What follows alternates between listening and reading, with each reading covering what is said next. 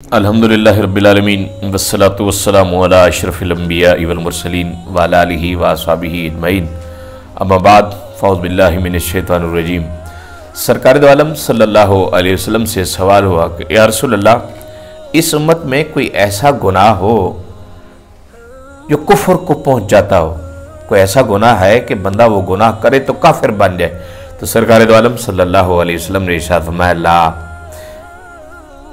नहीं, ऐसा गुनाह है ही नहीं जो आपको कुफ्र तक ले जाए। हाँ, अश्शिर्क बिल्लाह ताला, अगर आप खुदा न खास्ता अल्लाह के साथ शिर्क करते हैं तो ये गुनाह आपको कुफ्र तक लेके जाता है।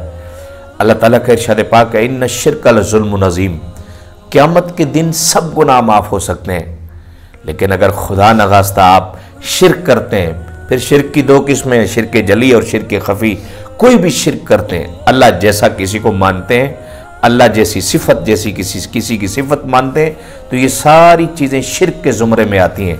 लेकिन गुनाहगार जितना भी बड़ा हो, इस उम्मत की ये खूबी है सरकार दो आलम सल्लल्लाहु अलैहि वसल्लम की निस्बत से, गुनाहों की इतनी बड़ी ढेरी हो कि आसमान तक पहुँच जाए। अल्लाह के हुजूर अगर वो माफ़ी मांगता है तो गुनाह उसके माफ़ हो सकते हैं। किसी गुनाहगार को काफिर नहीं कहना चाहिए। अल्लाह ताला हम सबको शिर्क जैसी कभी हरकत से बचने की तौफीक अता फरमाए। व आखिर दावा अनिल हम्दुलिल्लाहि रब्बिल आलमीन।